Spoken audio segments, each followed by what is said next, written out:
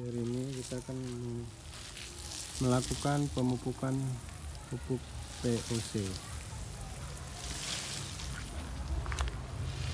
Ini adalah pupuk urin kelinci yang sudah difermentasi dengan M4 dan juga molase, teman.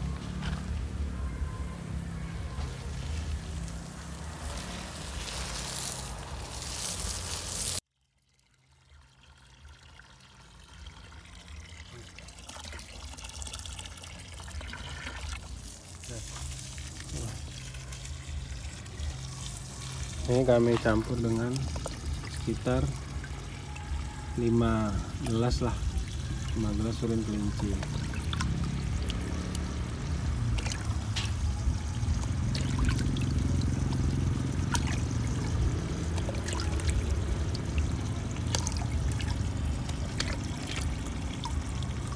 Oke. Nah, ini bisa ditambahkan sedikit lagi air, teman-teman. Oke, setelah itu sudah bisa dicampur. Nah, itu teman-teman. Lalu kita masukkan ke dalam alat semprotan ya guys.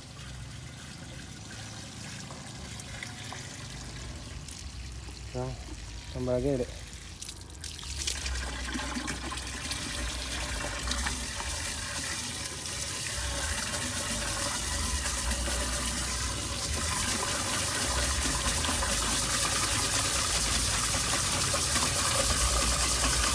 Dah, kasih urinnya lagi aja, tambah lagi.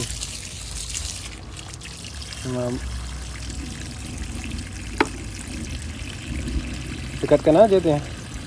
Dekatkan aja ke sini.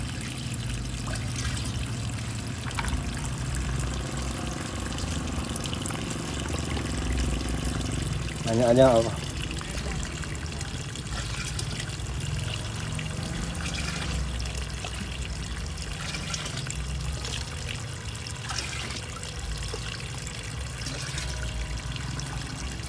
Oke.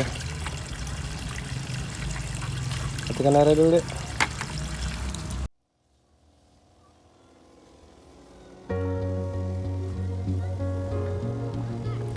Jadi lahan yang kami pupuk hari ini adalah lahan porang yang di dalam video sebelumnya sudah kami bahas. Jadi ini adalah lahan porang yang tumbuh di musim kedua. Lahan ini sebenarnya sudah kami panen, tapi ternyata banyak sekali porang yang mungkin masih tertinggal ya, belum terpanen semuanya, sehingga sudah mulai tumbuh. Jadi bisa dilihat secara populasi memang agak sedikit, karena rencananya nanti ini akan kita bersihkan terlebih dahulu lagi, baru kita akan tanam bibit polybag. Jadi kita sedang mempersiapkan juga bibit polybag yang tadi di awal video sudah kami tunjukkan. Itu akan kita pindahkan ke sini juga nantinya teman-teman. Jadi ini yang kita pupuk saat ini adalah yang tumbuh secara alami setelah masa dormansi musim pertama. Seperti itu, teman-teman.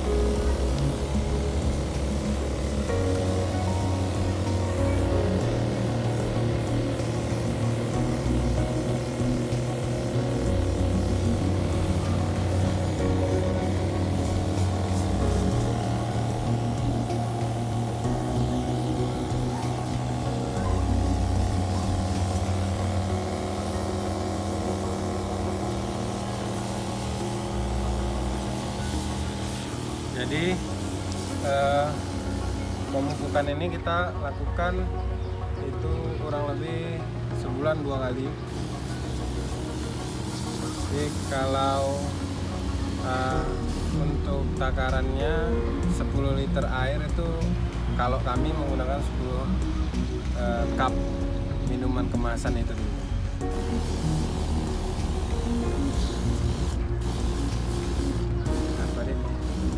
Lihat.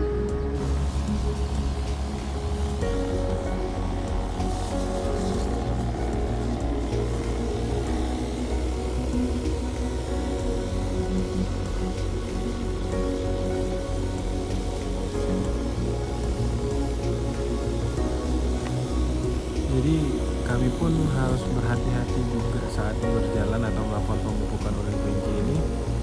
karena ternyata masih banyak juga yang baru bermunculan gitu tunas-tunasnya teman-teman. Jadi kita takut terinjak sehingga harus sangat hati-hati dalam melangkah di lahan ini ya.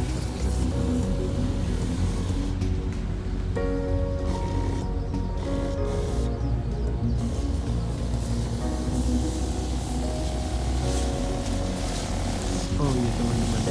Jadi untuk fermentasi urin kelinci ini seperti yang tadi saya sampaikan di awal video.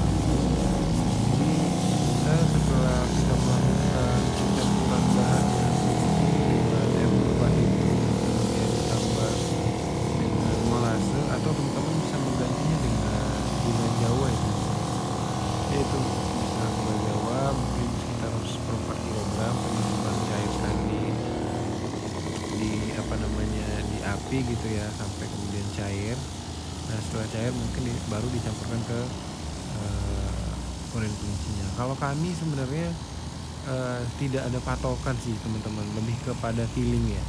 Tapi biasanya kami menggunakan itu 40 liter urin kelinci, M4-nya itu mungkin sekitar 10 tutup botol. Terus kemudian kalau untuk gula Jawanya itu atau gula merahnya itu sekitar 1/4 kilogram dicairkan kemudian dimasukkan gitu ke dalam campuran. Lalu kemudian diendapkan selama kurang lebih 1 bulan. Jadi teman-teman itu jika ingin melihat apakah fermentasi itu sudah berhasil atau belum, parameternya teman-teman bisa dengan cara mencium. Jadi urin kelinci ini salah satu yang kami sudah coba itu adalah aromanya luar biasa teman-teman ya, luar biasa baunya, cukup menyengat dan agak susah hilang juga apabila terkena di kulit. Nah parameternya ketika fermentasi ini sudah berhasil, pertama dia tidak akan selengket ketika dia masih dalam bentuk urin murni. Kemudian kedua adalah ini sudah tidak berbau dengan beda sekali dengan bau ketika masih dalam urin murni yang sangat menyengat lah seperti itu. Ketika sudah tidak ada bau sama sekali, kemudian sudah tidak lengket ya seperti urin di awal, itu sudah menjadi parameter bahwa fermentasi adalah berhasil. Seperti itu. Jadi teman-teman itu kenapa kita ketika mencampur tadi memasukkan tangannya karena sudah tidak ada aroma urin lagi. Tapi kalau belum berhasil fermentasinya, jangan dicoba. Tuh hampir tinjak mau dibawa lagi dong. Ini kenapa kayak gini lah nih?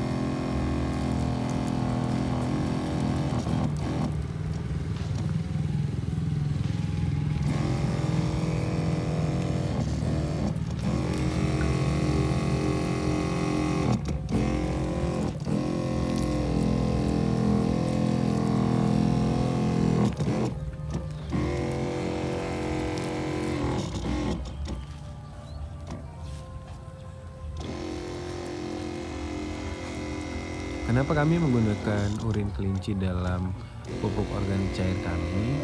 Pertama, memang kami Porong Sungut sudah komitmen bahwa dari awal kami tidak menggunakan sama sekali pupuk pabrikan, pupuk kimia pabrikan. Jadi semua pupuk yang kami berikan kepada porang kami ini murni adalah pupuk organik seperti kompos, pohe yang kami fermentasi, dan kemudian yang sama urin kelinci yang kami fermentasi. Ini yang kami lakukan konsisten dari penanaman musim pertama. Kenapa kami menggunakan urin kelinci ini juga selain kita memang ingin agar porang kita ini tetap tumbuh subur dengan pupuk yang alami. Selain itu memang secara NPK kandungannya cukup tinggi. Kami baca beberapa referensi bahwa urin kelinci itu salah satu yang paling tinggi dibandingkan urin-urin hewan berkaki 4 lain seperti kuda, kambing, seperti itu.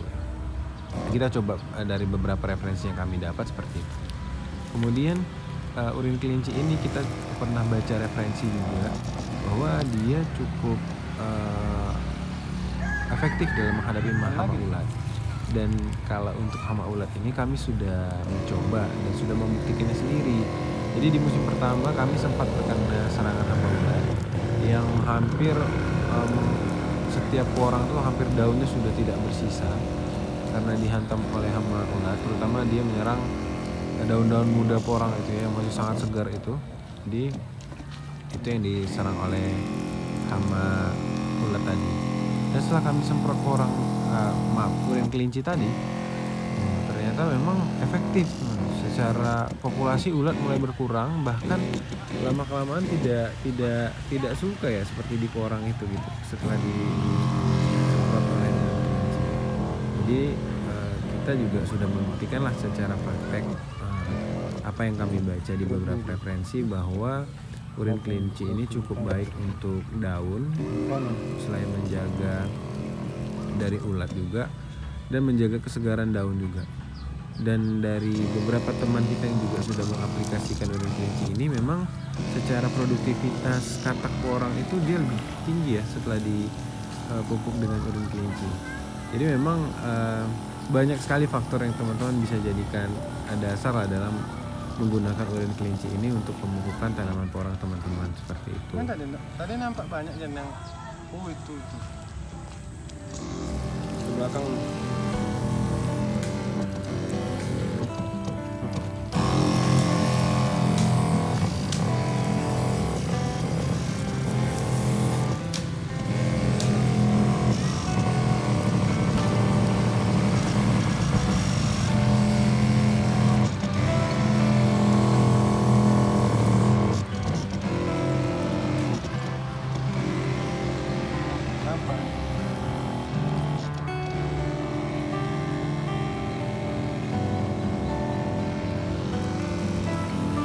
Merah-merah kecil itu ya.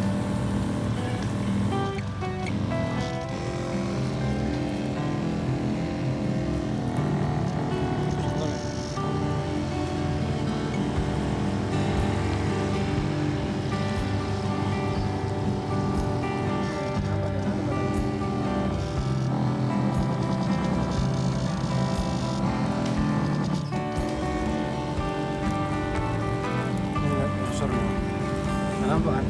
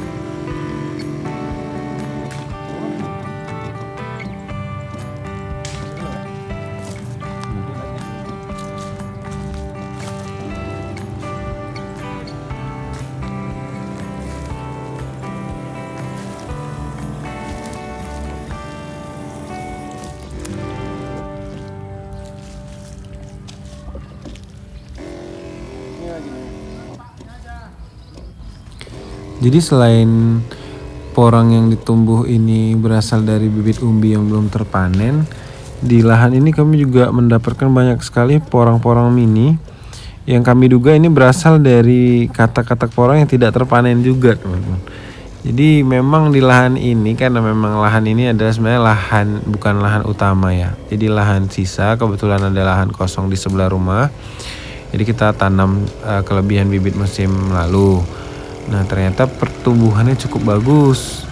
Dari katak itu ada yang 1 kilo, kisarannya di atas 2 ons sampai 1 kilo lebih, teman-teman. Padahal dengan perawatan yang sangat minimal, teman-teman bisa lihat ini gulma di sini cukup cepat pertumbuhannya. Jadi musim lalu kami tidak lakukan perawatan sama sekali, bahkan tidak kami lakukan pupuk secara rutin. Hanya 1 kali urin kelinci dan 1 kali kohe saat penanaman.